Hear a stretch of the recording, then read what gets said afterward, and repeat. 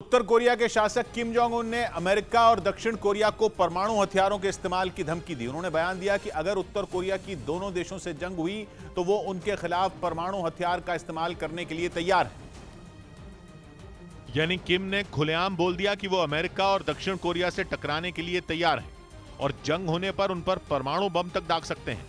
उत्तर Korea के media का कहना है कि किम ने यह धमकी इसलिए दी क्योंकि अमेरिका और दक्षिण कोरिया लगातार उत्तर कोरिया को उकसा रहे हैं। खुद किम ने भी आरोप लगाया था कि उनके दोनों दुश्मन उन्हें युद्ध की ओर धकेल रहे हैं और अब तो उन्होंने परमाणु हथियारों के इस्तेमाल की धमकी भी दे डाली है।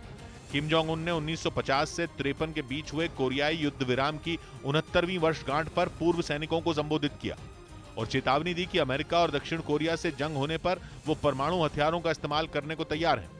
जिसके बाद दुनिया भर में हलचल मच गई। पिछले कुछ महीनों से किम लगातार मिसाइलों का परीक्षण कर रहे हैं। उनकी इंटरकॉन्टिनेंटल बैलिस्टिक मिसाइल के परीक्षण का वीडियो तो पूरी दुनिया में चर्चा का विषय बन गया था, क्योंकि उस वीडियो में किम किसी हीरो की तरह दिखे थे और उन्होंने फिल्मी अंदाज में मिसाइल लॉन्च का काउंटडाउन और ग्रीन सिग्नल दिया था, जिसके बाद दुनिया भर में खूब हल्ला मचा था।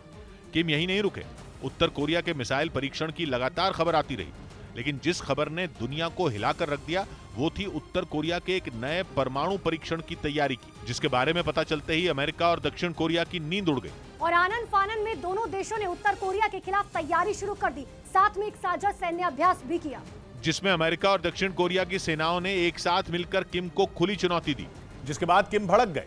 गुस्से में आकर उन्होंने हथियारों का निर्माण दुगना करने का ऐलान कर दिया। एक रिपोर्ट में दावा किया गया कि इस साल उत्तर कोरिया ने ताबड़तोड़ मिसाइल परीक्षण किए हैं, जिनमें 14 बैलिस्टिक मिसाइलों का टेस्ट शामिल है। यही नहीं, अमेरिका की एक संस्था ने दावा किया कि उत्तर कोरिया के पास 200 परमाणु हथियार हैं और वो हर साल 12 परमाणु हथियार बना सकता है। मतलब ये कि किम जो धमकी दे रहे हैं वो सच साबित हो सकती है, क्योंकि किम की सनक के बारे में दुनिया जानती है। उन पर न तो अमेरिका की किसी चेतावनी का असर पड़ा है और न ही किसी नियम का।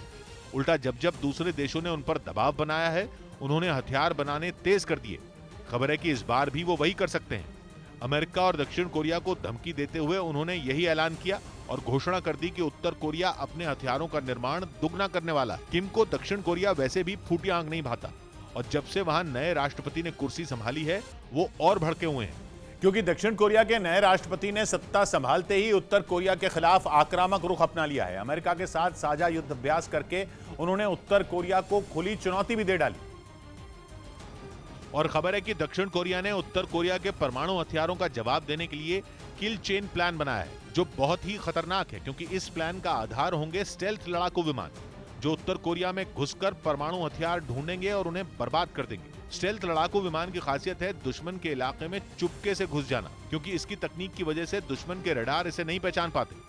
यानी दक्षिण कोरिया ने किम के परमाणु हथियार तबाह करने के लिए रिस्की किल चेन प्लान बनाया है, जो सफल हुआ तो किम तबाह और फेल हुआ तो दक्षिण कोरिया की बर्बादी पक्की। लेकिन दक्षिण कोरिया के नए राष्ट्रपति ये रिस्क लेने के मूड में लग रहे हैं। वो न तो अमेरिका के साथ मिलिट्री ड्रिल रोकना चाहते हैं और न ही किल चेन प्लान,